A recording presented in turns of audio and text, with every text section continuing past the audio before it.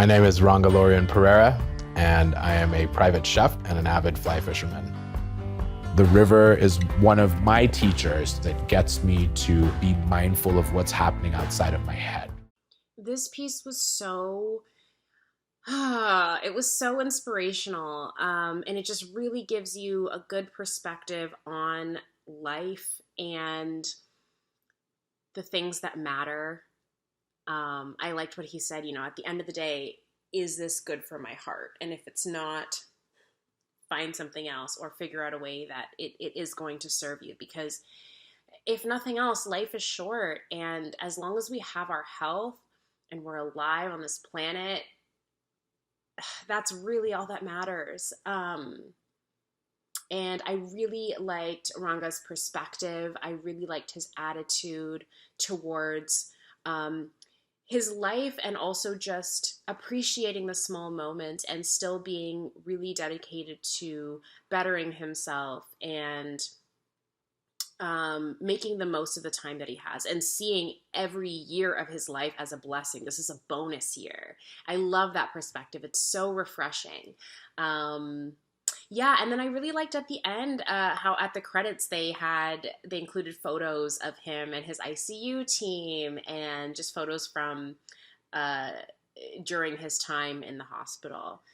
Just a really beautiful film, really uplifting, obviously dealing with some heavy topics, but overall really optimistic. And I think it's a great, great, great watch for people to just, you know, you're alive.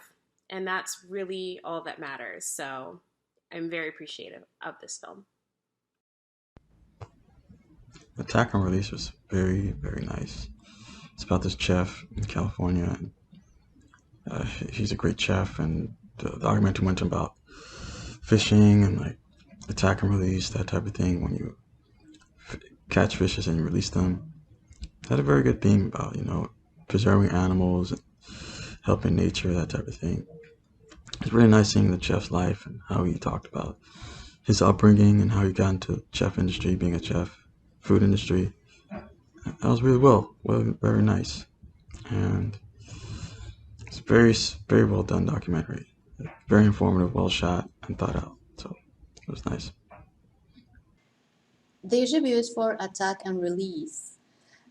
This is a fascinating recount of the passion around fly fishing and how this activity, this activity's strength and positive energy helped this individual as a means to overcome a huge loss, finding himself and finding strength to continue moving forward. It's a nice, quite emotional film with lovely close-ups, some slow motion shots, and beautiful music that highlight the love and what gets this character up every morning. And that description of him having a heart attack and how people around him talk about him, it's just deeply moving, and has some it's so wise with the this shot that's also quite moving at the river, and then talking about the river and what it means for him. This analogy is so deep, so wise. And also the film's title, it's just very clever. I did cry. It is amazing to see some stories like this. And yeah, I'm so glad. I hope he gets to live much more and continues spreading happiness. This documentary for me was a lot of things. It was informative, learned a little bit about fly fishing and crab stabbing, but um, it was also really touching, very, very heartfelt. I mean, everyone has an interesting story, a unique story to tell, and Ranga here is no exception. And the way they chose to present it, I thought, was really just smart. It was um, really compelling. Uh, just really getting would say to be a fly on the wall in their family and their interpersonal, but it was more than that. I felt like I was kind of sitting at the table with them.